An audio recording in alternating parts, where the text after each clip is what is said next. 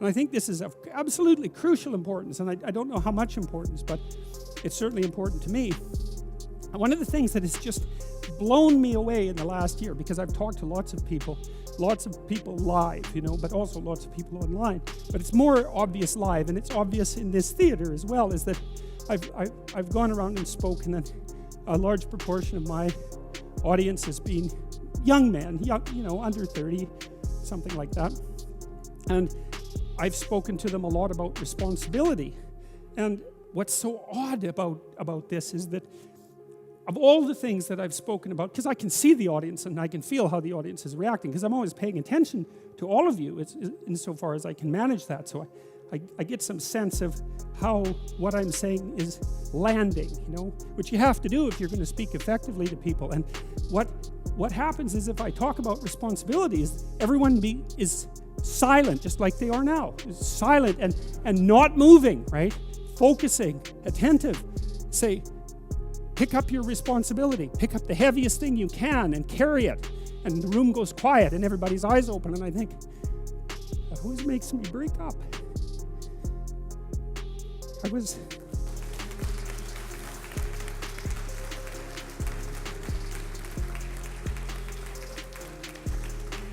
I don't know why. I was speaking to an English journalist today. He was going to write an article in Spectator magazine, and I was talking about this. And at the same point in the discussion, I had the same emotional reaction. I don't really understand it. I think there's something about it that's so crucial, because we've been fed this unending diet of rights and freedoms, and there's something about that, there's something about that that's so pathologically wrong, and people are starving for the antidote, and the antidote is truth and responsibility, right? And it isn't because that's what you should do in some I know better or someone knows better for you what you should do sense. That's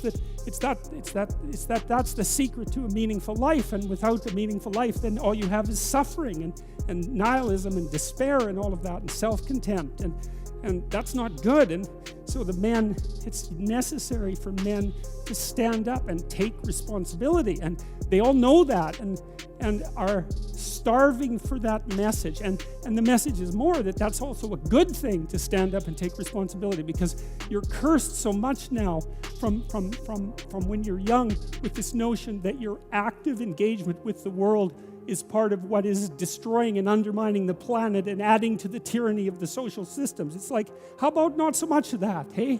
Because it's too soul deadening. It's anti-human right to the core. And my sense instead is that, if you were able to reveal the best of yourself to you in the world, that you would be an overwhelming force for good, and that whatever errors might be made along the way would wash out in the works. And that's the other thing that you see in the Abrahamic stories, because Abraham is not a perfect person by any stretch of the imagination. He's a real person, and he makes mistakes, but it doesn't matter. The overarching narrative is, maintain your covenant with God, and despite your inadequacies, then not only will you prevail, but your descendants will prevail. It's like, great, that's really good news, So, and then when you stop being the sort of person who dispenses with ideas, then you come to another place, and that's the place where you think you have no idea what might be possible for you if you got things together and pursued what you should pursue.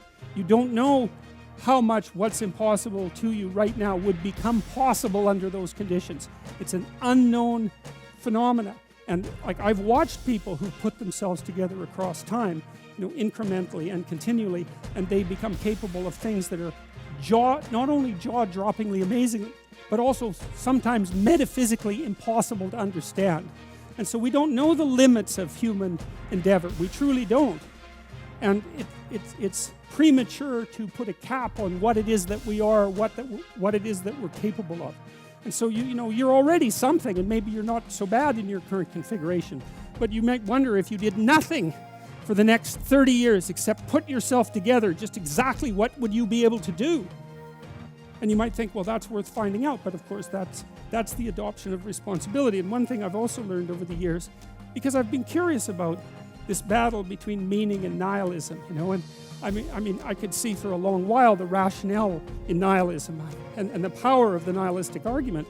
But it occurred to me across time that despite that the power of the nihilistic argument is more powerful than naive optimism, but it's not more powerful than the optimism that is not naive. Because the optimism that is not naive says it's self-evident that the world is a place of suffering and that there are things to be done about that. And it's self-evident that people are flawed and that there's things to be done about that. And then the non-naive optimist says the suffering could be reduced and the insufficiency could be overcome if people oriented themselves properly and did what they were capable of doing. And I do not believe that that's deniable. I think that human potential is virtually limitless, and that there's nothing perhaps that's beyond our grasp if we're careful as individuals and as a society. And so I think that there's no reason for nihilism, and there's no reason for hopelessness, and there's no reason to bow down before evil, because we're capable of so much more. And I think that you can easily, you know that first because you're not happy with who you are and you're ashamed and embarrassed about it, as you should be. And you know it because if you look out there, you see people who are capable of doing great things, and you know that we're not giving it our all. And still we're not doing so badly, you know? And so you might wonder if we devoted 90% of our effort to putting things right instead of 55% of our effort, or maybe even less than that, you might wonder just how well could things be put together. And I think that you can figure that out by starting with your room, by the way.